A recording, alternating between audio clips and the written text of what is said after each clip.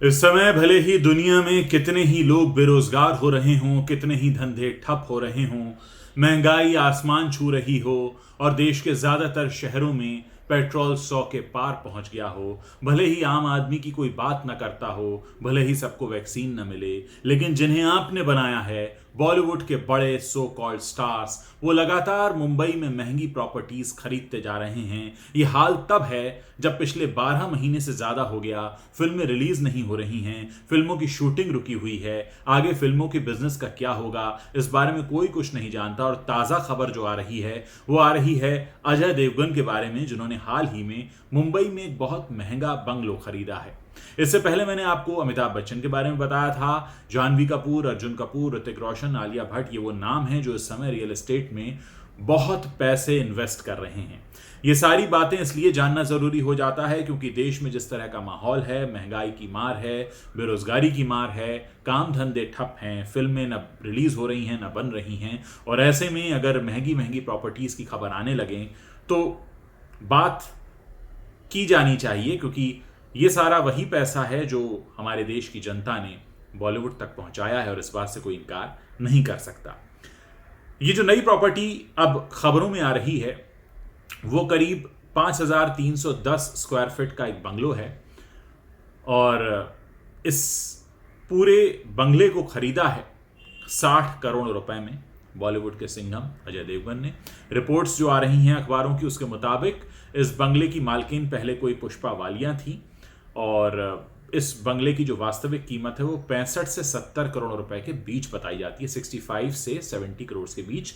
लेकिन क्योंकि महामारी का समय है, इस समय सभी जानते हैं सभी चीज़ों के रेट्स डाउन हैं सिवाय पेट्रोल के और सिवाय हर उस चीज़ के जो आम आदमी को ज़रूरी होती है रोज़ाना के खर्च के लिए। तो क्योंकि रेट्स नीचे हैं इसलिए 60 करोड़ रुपए में खरीदा गया है। और बताया ये भी जा रहा है कि अजय देवगन पिछले 1 साल से एक बंगलो की तलाश कर रहे थे। पिछले साल नवंबर में उन्होंने इस बंगलो की डील फाइनल की और 7 मई यानी इसी महीने की 7 तारीख को उन्होंने इस प्रॉपर्टी के पेपर्स साइन किए हैं। अब कहा यह जा रहा है कि अजय देवगन को बंगले का पोजेशन भी मिल गया और उन्होंने इसके रेनोवेशन का काम भी शुरू कर दिया है।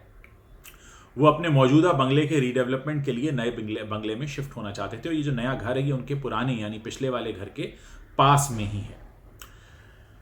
सो ये हाल है बॉलीवुड का।